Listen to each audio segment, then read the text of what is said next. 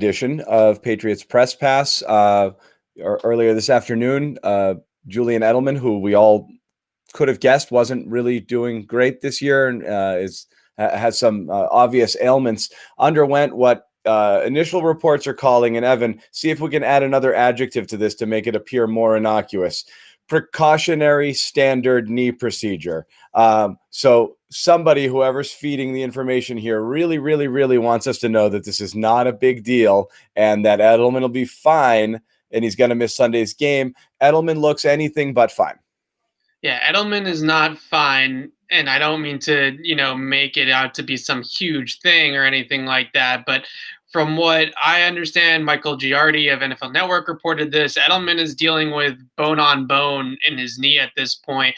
So what you're going to see is that throughout the rest of his football career, regardless of where he is playing, he's going to have sort of a consistent knee issue that's going to pop up on the injury report week in and week out, and is going to be something that they're going to have to manage, and he's going to have to manage pain tolerance wise for probably the rest of his NFL and football career. So that's where we're at with Julian Edelman right now, is that this cleanup procedure they're hoping is going to help him with pain management, but it's not necessarily going to eliminate the problem altogether. Yeah, and this is kind of, without the news of the procedure, this is kind of the vibe you got watching Edelman in general this year. He came in, to start the year, and you could tell almost right away he wasn't right. So it's not a new injury. There was nothing acute that happened that set him back.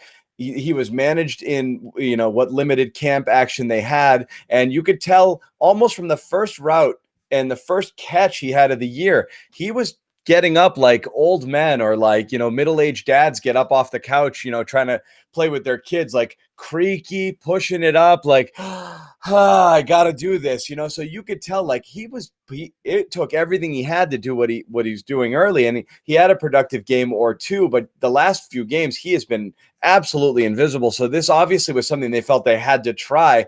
And again, not to draw another sports analogy here, because the injuries I'm sure are a good bit different, but you're worried you're in Dustin Pedroia land here with Edelman, of like, it's a downhill trajectory here, and you're just hoping you can squeeze who knows what out of it here. So and we're not doctors, so we don't know, but obviously, and we'll try to talk to Doc Flynn later in the week as well, see if she can provide some insight. But this doesn't bode well for certainly the rest of this season for Edelman, and sadly, again, not to jump to too many conclusions, the rest of what has been an incredible career for someone who's always been Mr. Reliable, Mr. Dependable here. And now it's really, a physical ailment that's going to make it really hard for him to be the guy we're so used to seeing.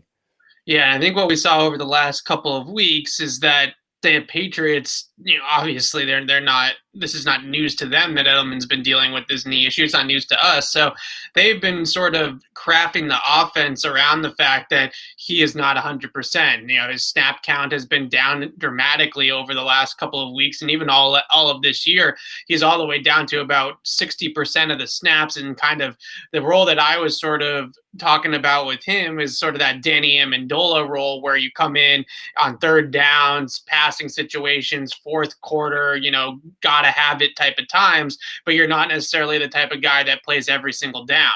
That's where we're at now with Julian Edelman as well. And on top of that, when you look at sort of the way that they were using him in the passing game, a lot of it was him as a decoy, running him out into the flats, running him underneath the defense just to pull coverage away from other guys, where really the ball was, I know Bill Belichick always says, oh, we don't draw up plays to throw the ball just to one guy. But in reality, the play was going to hit elsewhere, or the first read in the progression was elsewhere, and Edelman was kind of on the backside, or maybe a 2 or a 3 in the progression. And the reason being was because he wasn't 100%, so they were kind of using him more as a decoy in those cases. So I think that that's kind of where we're at with Edelman now, where he's that sort of super sub and super situations, and when he comes in on third down, he comes in situationally, and then you kind of let some of the other guys that they have at receiver, it's a very thin group, but you let some of those other guys play the lion's share of the snaps. And unfortunately, like you said, I think everybody's just a little bit wary of the fact that this could be a downward slope of this knee is probably never going to be the same ever again. And this is probably the beginning of the end for Julian Edelman. And that's the thing. Let's talk about these other guys. Okay. I mean, obviously, we know at this point, N'Keal Harry appears unlikely as well. He'd missed practice again on Thursday. You were out there. So you have no Harry's dealing. He's in the concussion protocol. He's not out of it by tomorrow. He's not playing in the game. Is that correct? That's usually how it works. Correct. I mean, if you don't practice during the week, you hardly ever play. Yeah. So that would be my guess. That's it. We have 2 down with really no signs of seeing him. You never know with these things, obviously. That's always the disclaimer and the caveat with the concussion thing. It's hard to put timetables on these things, but he's trending towards not playing. So you're as ineffective as the 2 have been, and the amount of the amount of criticism that's been thrown, particularly Harry's way. I think Edelman gets a pass because everybody knows he's been ailing. They're still the best you've got. So now we're in, Damiere Byrd, Jakobi Meyers, Gunnar Olszewski land, and then practice squad. What are we looking at? Zuber or Zuber? Yeah. I think the biggest thing with this is that the most disappointing part about it is honestly that Julian Edelman at this current state, at this version of himself with the injury, Jakobi Meyers was probably just as good as Julian Edelman at this point. So I don't actually look at the Edelman injury from that respect and say, oh, well, the Patriots don't have Julian Edelman anymore. They were screwed before. Now they're really screwed. I actually think they're still equally as screwed as they were before Edelman's injury, just because of how poorly he was moving around the field. And I think a guy like Meyers, certainly when he came into that game last week, added a little bit of something. He's sort of that Z slot type of receiver, just like Edelman, that can, move around and do some different things and runs precise routes, even though he's not the fastest or the most explosive of route runners. And that's been my concern with Jakobi Meyers. He certainly knows how to run routes, and he's a very good technician in that regard. So in reality, there are 2 or 3 wide receiver packages with Meyers in the slot or Meyers in the Edelman role instead of Julian. I don't know at this stage if it's really making that much of a difference given what they were getting out of Edelman anyways. It doesn't, but I know you, I was listening in on the Patriots Beat podcast, which is going to be posting shortly on CLNS Media. You did with that. It's Greg, right? Greg Thompson, from Cover One out in Buffalo. And he had expressed some concern that the Bills don't match up well in the secondary with a guy like Edelman. And again, he may be in his mind referring to the ghosts of Edelman past and not necessarily the Edelman that we're seeing right now. That being said, whether or not he could have been effective in this matchup, or as you mentioned, a decoy, which is valuable because look, at the end of the day, you want to tie up a defender who has to keep you honest on Edelman. If you know you can cover him with a linebacker, it makes them much tougher to defend. But when you have to expend a resource in order to chase him around the field, regardless of whether or not you're truly concerned he can beat you, that's just one person that's not somewhere else. So the trickle-down effect, I think, is real, even though if the actual performance doesn't matter. The larger issue to me here is we're not talking about playing for his job necessarily, but the clock's probably ticking on Cam Newton. He's really fighting an uphill battle in this game without anybody to throw to. And here we are. And obviously the Bills are weak against the run. So you think that's where the Patriots are going to try to attack here. But Buffalo's going to know this as well. I mean, when you have your top 2 receivers out and not much behind it, the Bills are, I would put 12 guys in the box if I'm Buffalo here. I mean, I really don't. You're only allowed 11, John. So you can't put 12. I'm not the expert, Evan. That's what I have you here for. Yeah, no, I think that's a really interesting point about the trickle down effect, because I when I wrote about Damiere Byrd last week, I used a lot of examples in my Damiere Byrd piece of Julian Edelman taking double teams or taking middle of the field coverage with him and giving Damiere Byrd one-on-ones because the coverage is rotating towards Edelman. And we saw a couple of different times against San Francisco where they bring down that safety to buzz into that crosser window or over the middle to cut off. Just to take it away. Right. And now you got 2 guys, going to one guy, and then it does leave, even though they weren't able to take advantage, it does leave one-on-one matchups elsewhere. The one thing that I think gives me a little bit of I mean, nothing gives me confidence about this team right now. I'm going to be honest. But the one thing that gives me a little bit of hope is when I'm writing forward with my game plan on Friday, is that this, to me, this week on Sunday, when it comes to the passing game, is not about the Buffalo Bills. This is about the New England Patriots. And I think the first and foremost, the first thing that you got to do if you're Josh McDaniels is you need to sit down with Cam Newton and Jed Fish in a room this week, and Bill Belichick can be in there too, I'm sure, and say, Cam, what are the 20 plays in our playbook that you feel good about?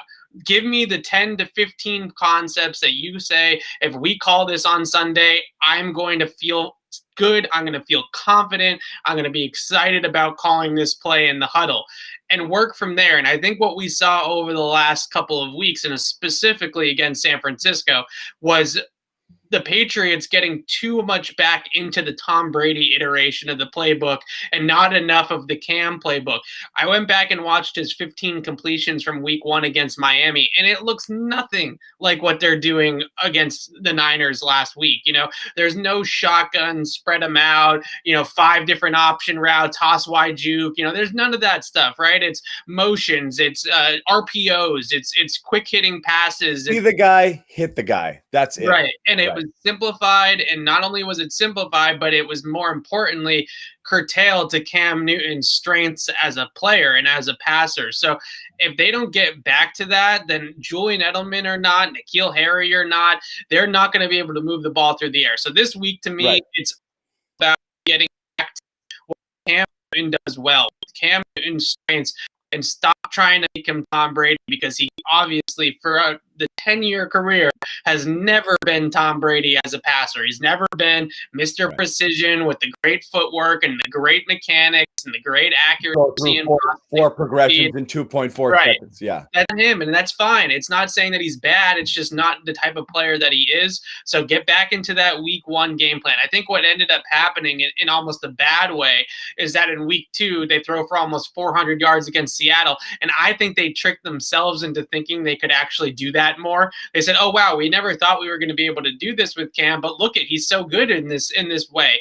And I think that was a little bit of fool's gold. And now I hope that they are kind of realizing that they have to be that week 1 offense to have a chance. Yeah, another sports analogy. It's your 165-pound second baseman popping one out of the park, and then he's swinging for the fences every other at bat. Like, it's not your game. So you're right. They might have gotten a little bit high off of that performance and thought, hey, this is something. To me, it's obviously you can't run the complex Patriots Brady style offense, but also they have to convince Cam, see it, hit it. If not, look to James in the flat. If not, run. Just like those should be the 3 options. Take something, get some positive yards here, but he can't just sit back there and look around and pass up open opportunities. Again, the most amazing thing looking at the film from that last game, where there are some games where 2 and 3 guys were open for 4, 5, 6 yard gains with potentially room to run, and he's not hitting those, and then other opportunities he had to absolutely tuck it and run, and he's still looking downfield. So again, eliminate the amount of things he has to process. And you hate to say that about a guy who's been in the league as long as Cam's been, as if you're tailoring it to some rookie who just came in off the bench. But again, his game is his game, so play to the strengths there for sure. As far as this game goes, again, it's I guess an opportunity to see. Myers played in relief here. I guess you'll see whether or not he is reliable. And as you said, on paper, just in terms of physically what he's able to do, you thought he's able to do a little bit more than Edelman at this point. I wouldn't be too bummed out to see Gunner go out there and run 30, 40 routes himself too. I mean, this is a guy who in camp, everybody was freaking out over, thinking you could have Amendola in a bottle here. This could be this thing, and a very complimentary thing alongside Julian Edelman that can really help you exploit the middle of the field in ways that you really haven't been able to do. So I wouldn't mind seeing, a little bit of the gun show. I wouldn't either. And Gunnar is one of those guys too that's pretty explosive with the ball in his hands. We can see that certainly on punt returns that he can go from 0 to 60 pretty quickly. So I would just like to see, even if it's not throwing him the football down the field, jet sweeps or screens or some sort of flares into the flat, motion screens, whatever you want to call them, to get him the ball and see if he can be somebody for this offense that can create with the ball in his hands. Because right now they obviously don't have enough of those guys that can take the ball and make something happen with it in their hands. So if Gunnar can be one of those guys, then I would certainly at least try it and see if he can be in an NFL game, because we really haven't, outside of that Giants game on Thursday night last year, he really hasn't had a ton of opportunities to prove that he can do it in a game, even though we've seen him look pretty good in preseason or training camp this past year. And it just hasn't come together for him for whatever reason, injuries and playing time and guys ahead of him and stuff like that. With Myers, I get the appeal of Myers, but sometimes I have a tough time getting all the way there, like some Patriots fans are. I think there's one really play that I would like to reference.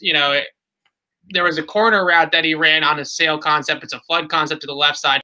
When I watched it initially and when I watched it on the TV copy, I said, okay, Cam was a little bit slow to pull the trigger there. But then when I watched the all 22, what actually ended up happening was that Myers was so slow getting into the route that it took him forever to get into the top of the route and through his break, that Cam had to hold the ball. Then there was pressure, so Cam had to sidestep the pressure, reset, and then throw, and that's why the ball was late. So there's instances where Myers is definitely a very good route runner. He's a good technician. He understands things like spacing and things certainly like pacing of his route, where even though he's not exactly the most explosive guy, he can be sneaky because he'll kind of start at one speed and then he'll downshift to the next one. And even though it's not a huge difference, it's just enough to keep guys off balance. And he definitely understands the things like leverage and attacking leverage and being able to get inside positioning on guys. So there is some really nice things to like about him in terms of those things. He's just a really slow receiver. He's a 4.63 guy. And it shows on tape, and it shows on the field. It's not just a 40 time. It really does translate into games that he is that slow. So that's always been my concern with Myers. No, and why he is that slow. He's that slow. Yeah. Yeah. That I was hoping that they were going to be able to get away from receivers like that and go more towards the Demir Birds of the world instead of being so heavy on the slot guys that can't really run very well, like a Myers or a Mohamed Sanu. Well, the thing is, though, it's a 6'2" big slot sort of guy. You're hoping you're always going to draw that comparison to like a Colston type guy, who wasn't extremely fast, but was a strong possession receiver over the slot, a consistent 1,000-yard performer for the Saints. And a guy like that, Harry, of course, profiled more like a Bolden, a bigger guy, also exploiting the middle of the field, using his body there. So Myers, I think a poor man's Colston would be the comp there. But certainly not, you're right. You want to get away with type of receiver because it is limiting. The other thing I want to talk about before we wrap it here, and these injuries to Edelman and seemingly, to Harry here, that very likely he's going to miss this game. Whether right or not, whether the Patriots feel this way, this weekend's game feels like a potential white flag sort of situation where at 2-4, the Patriots are well beyond must-win territory. It's a must win. You're falling to 2-5. They're 6-2. The division is gone. You're going to Buffalo. You're going to 2-6 unless they pull Baltimore next, right? Yes. Or is it Jets-Baltimore? Jets-Baltimore. Jets Monday night. Baltimore. So you've got Baltimore 2 games down the road. That 6th loss is looming, it would seem. That's going to be that's a miserable matchup for this Patriots team, the way they're constructed, particularly on defense right now. So you're in a big hole. Of course, you get the Jets relief here. But then again, you get the Jets relief. You win here, and you could get to 4-4 going into Baltimore. You don't feel as bad about that. 2-5, that's going to be tough. Potentially 3-6. And then you got to run the table to really. Evan just fell off here. Evan's going to jump back on here, but I'm going to continue on. 3-6 for the Patriots. You basically have to run the table there. Evan, you back? Yes. Hey, you back? Yeah, no problem. So we're continuing on there. 3-6, run the table to make the playoffs. So might this expedite the process of potentially, we want it all now. Win or blow it up. Right. Fire Yeah. sale. It will make a case for it. Again, we don't know if they're going to do it, but I think a lot of Patriots fans don't have the patience to ride out the rest of the season without knowing that there might be some promise ahead. And I think a lot of people would very much be in the side of burn it down. Okay. Burn it down. As they should be. If they don't trade away assets, guys like Gilmore, guys like Tooney, if they don't try to shop those guys in the next week, if they lose this game on Sunday, or even if they don't lose this game on Sunday, or even if they make the trade or start talking about the trade now before the game even starts, any other team, if we were evaluating this roster, Bill Belichick, if he was any other general manager, would 100% be on the hot seat. Now, obviously, he has that much longer leash than maybe any other coach in sports, and rightfully so. But because of the way this roster is constructed right now, he definitely deserves criticism. And secondly, if they don't trade any of their assets and they end up going 7-9, 6-10, and they're picking in the top 10 and they're out of the playoffs, and they sat there all season with Gilmore and Tooney and all these guys on their roster, that is a terrible management of assets. That's a terrible management of a rebuild. And what all it's going to do is put them behind the 8 ball of actually doing what they need to do, which is get some talent in here to start, kind of bringing on the next iteration of the Patriots. If they are in a position come Sunday afternoon, at 4:30 after the game is over, where they're 2-5 and they don't make those trades and they don't try to cash in as best as they can on the assets that they have on some of the veteran players, I think that's a terrible mistake by Bill Belichick, and it should be something that we criticize him for, because maybe they get, the trade that's kind of been thrown out there for Gilmore is like a 2nd and a 5th for Gilmore. Maybe they can get a 2nd and a wide receiver for Gilmore, that another team is a cast off on another roster that might be able to actually come in here and contribute. Maybe they can flip Tooney for an earlier pick instead of waiting for that comp pick to cash in 2022. Maybe they get a 3rd round pick in 2021, which is another asset to add to the war chest. Then you add that with the salary cap space that they have coming next offseason, and all of a sudden, you can press the reset button pretty quickly, as long as you can figure out the quarterback position, of course. So that's what that old thing.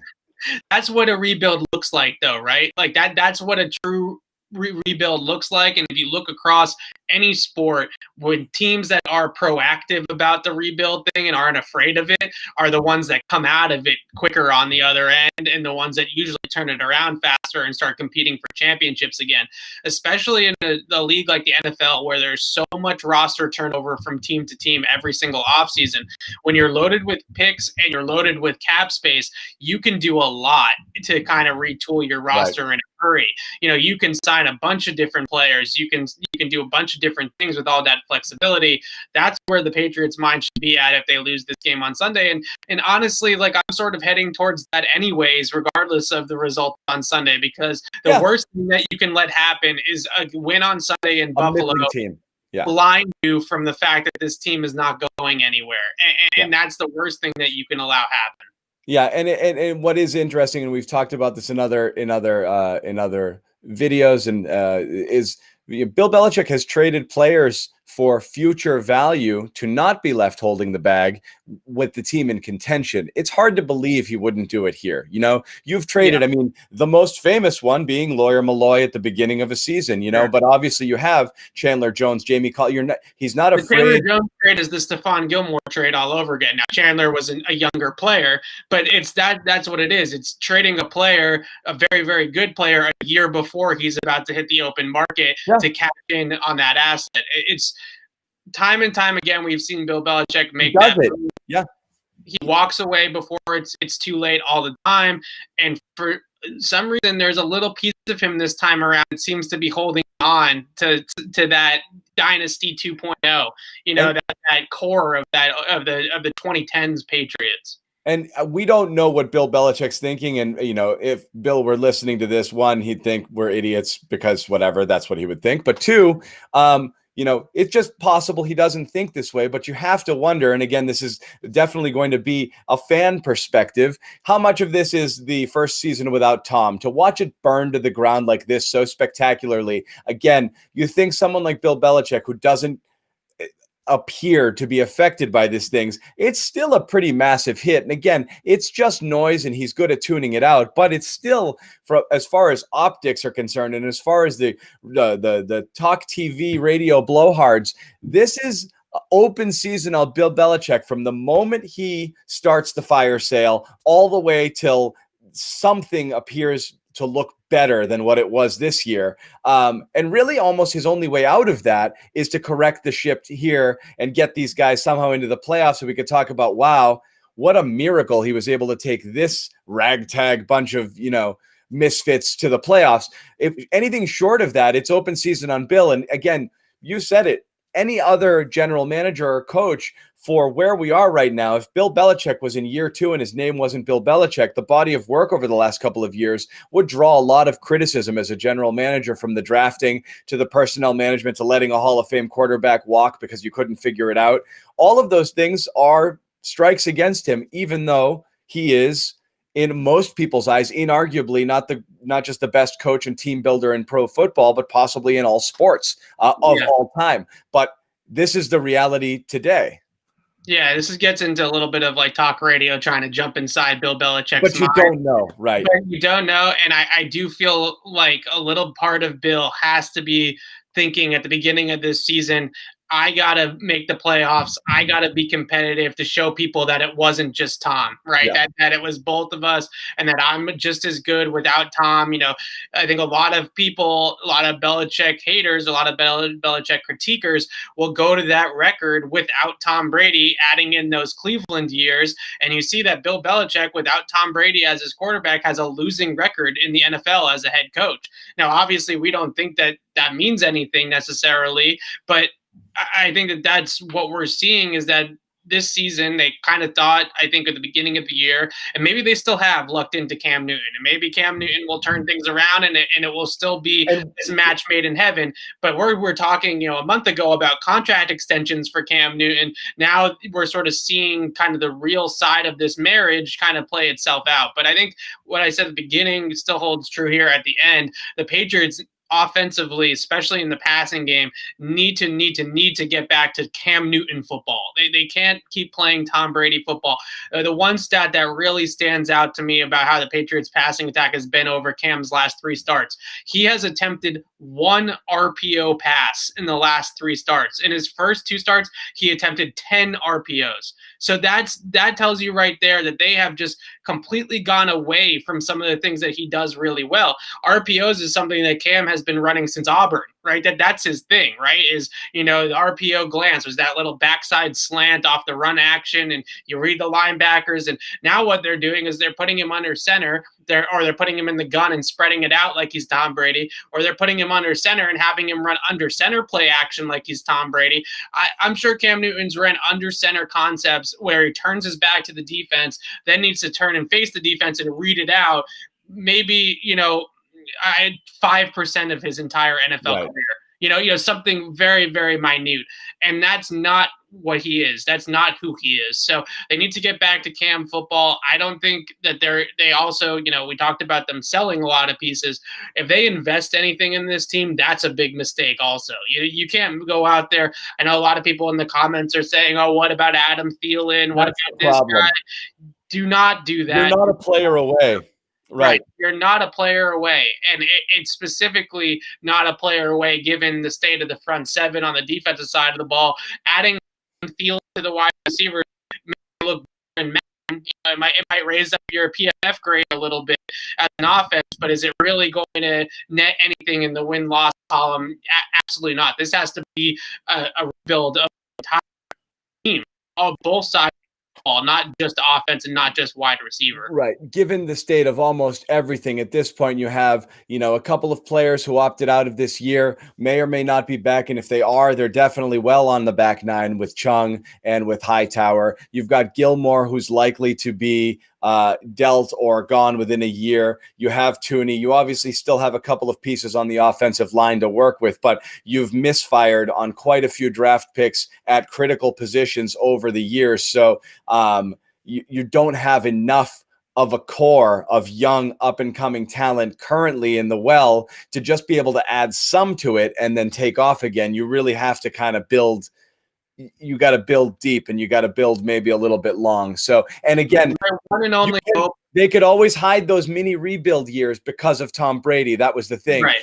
Those years where you knew this isn't right between, they had several of those teams in the, in the middle years there between the Super Bowls or between, the 2007 season, where it was an imperfect team and you knew they might make the playoffs, but it's not going very far. 9, 10, 12, obviously they made the Super Bowl in 11.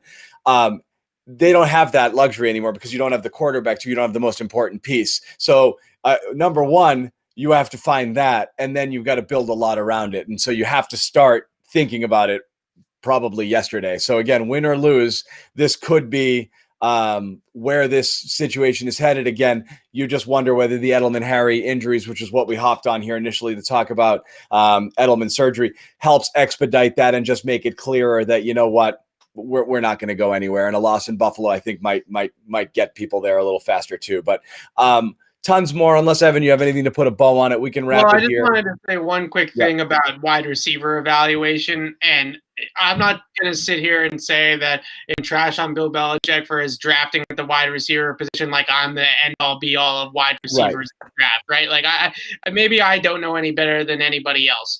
But what they are doing is at that position in terms of scouting and evaluation clearly is not working. And it's also development of the players too once they get here. Right. So this needs to be, from that position's perspective, I think, an entire overhaul of how they approach the position altogether, how they evaluate it in the draft, how they kind of, the pecking order of things that they care about when they look at a prospect. Bill Belichick himself said to me last year that we didn't draft N'Keal Harry to run end arounds. It's great that he's good at it, but it's not why we got him in the draft.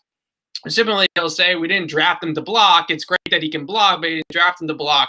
Okay, well then what did you draft him for? And what was your evaluation? So the two things I think coming on from Belichick here are both related, and that is that he is typically one of the best people in the entire world at realizing his own flaws, realizing, the team's flaws, and being able to identify those things and being able to move on from flawed personnel.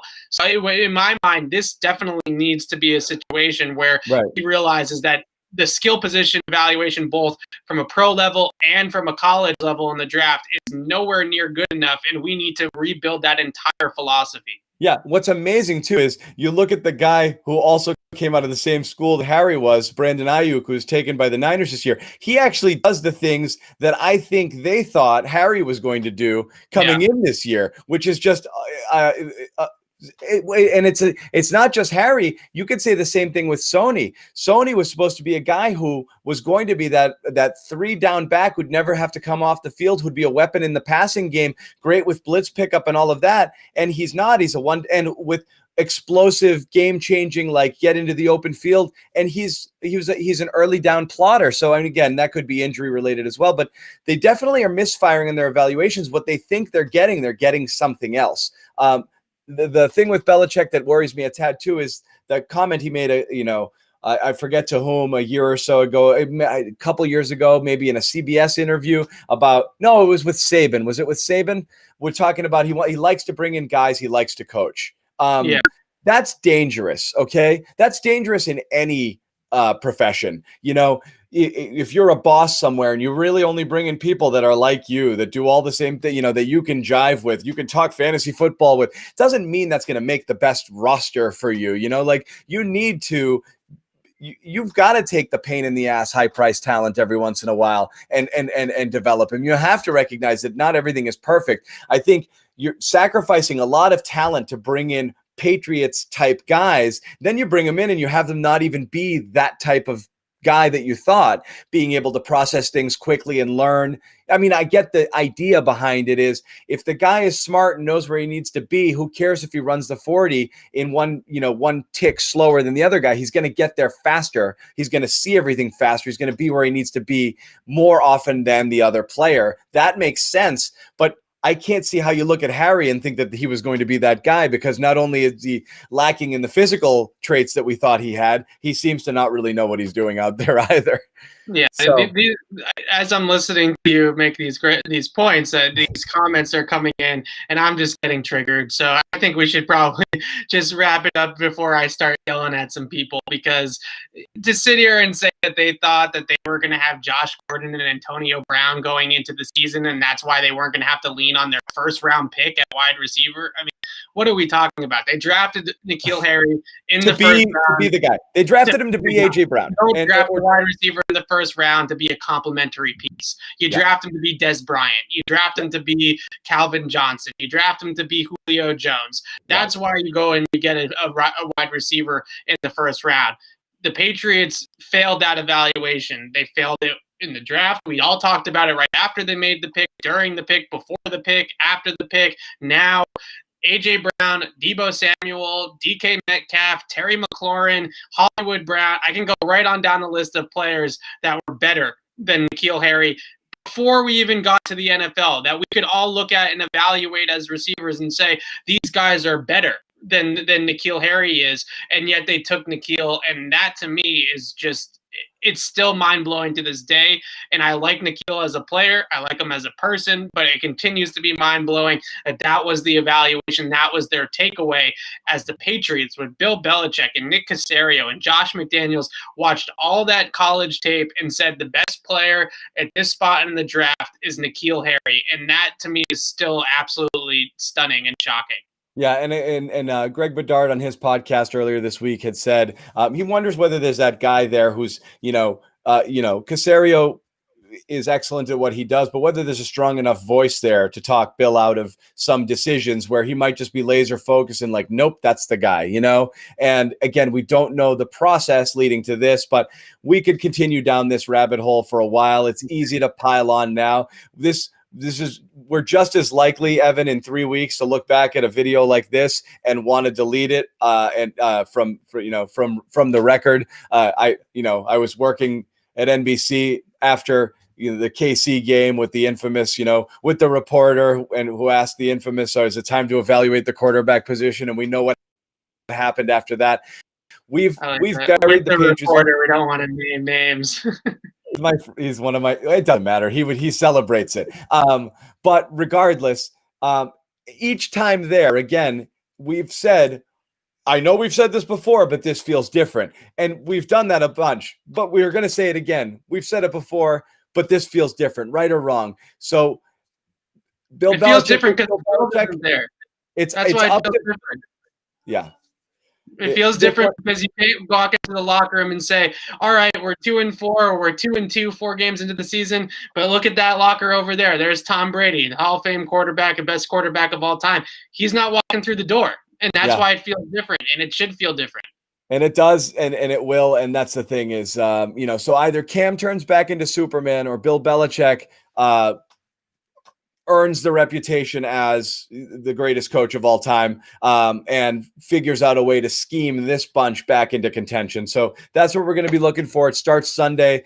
It's a must-win game, and now obviously they're shorthanded again with the breaking news. Julian Edelman out, N'Keal Harry also likely out, and 2-4 Patriots heading into Buffalo to take on the 5-2 Bills. We'll have more on this matchup for the rest of the week. Follow Evan on Twitter. Follow Patriots CLNS on Twitter as well. We'll have much more stuff coming from Foxborough. Evan, we'll see if Harry pops up on the field on Friday. And then, of course, on our YouTube channel, if you haven't already, please subscribe. You'll get alerts when the videos come up, when we go live like this. We'd love to see you guys in the chat, so keep it active. It's fun to read along here, and we'll jump on the comments and try to comment back when we can. So thanks for joining.